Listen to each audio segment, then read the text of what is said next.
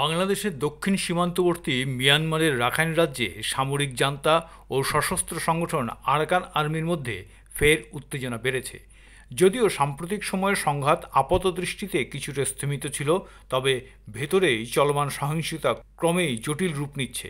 বিশেষ করে কৌশলগতভাবে গুরুত্বপূর্ণ বন্দর শহর কেয়াওকফিও দখলকে কেন্দ্র করে সৃষ্টি হয়েছে নতুন অস্থিরতা। গত কয়েকদিন ধরে ধারাবাহিক হামলা চালিয়ে কেয়াওকফিও বন্দরের অদূরে চীনা শিল্প বিনিয়োগ কেন্দ্র দখল করেছে বিদ্রোহী জোটের বৃহত্তম শরিক আরাকান আর্মি।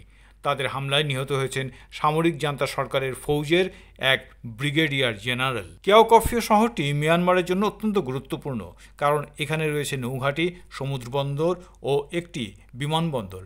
শহরটি নিয়ন্ত্রণ ধরে রাখতে মিয়ানমারের সেনাবাহিনী স্থল ও নৌ ও বিমান বাহিনীকে একযোগে মোতায়েন করেছে।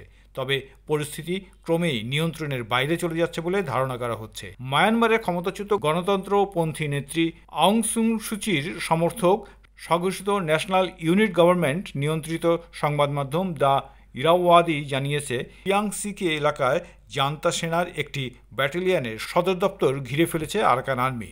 সহযোগী বিদ্রোহী গোষ্ঠী কারেন ন্যাশনাল লিবারেশন আর্মির সহযোগিতায় মণিপুর লাগোয়া চীন প্রদেশের অধিকাংশ এলাকাও দখল নিয়েছে আরাকান আর্মি। বাণিজ্য রাজধানী ইয়াঙ্গুনের অদূরে থান্ডোয়ে নৌঘাটির দখল নিয়েছিল আরাকান আর্মি। পাশের গাওয়া শহরও তাদের দখলে। এই পরিস্থিতিতে সামরিক অবস্থানগতভাবে গুরুত্বপূর্ণ পিয়াংসি দখলে আসায় ইয়াঙ্গনমুখী অভিযান চালাতে বিদ্রোহীদের সুবিধা হবে বলে মনে করা হচ্ছে। মিয়ানমারে 2021 সালের অভ্যুত্থানের পর থেকে দেশ জুড়ে সেনা সরকারের বিরুদ্ধে সংঘাত জোরদার হয়েছে।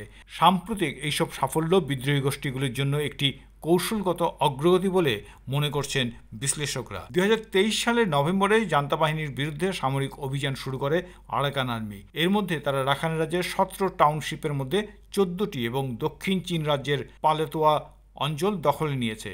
এখন তারা রাখাইন রাজ্যের রাজধানী সিতুয়ে দখলের চেষ্টা চালাচ্ছে। জান্তা বাহিনী এর পাল্টা জবাবে আরাকান আর্মি নিয়ন্ত্রিত গ্রাম ও শহরগুলোতে বিমান হামলা চালিয়ে বহু বেসামরিক মানুষ হত্যা করেছে।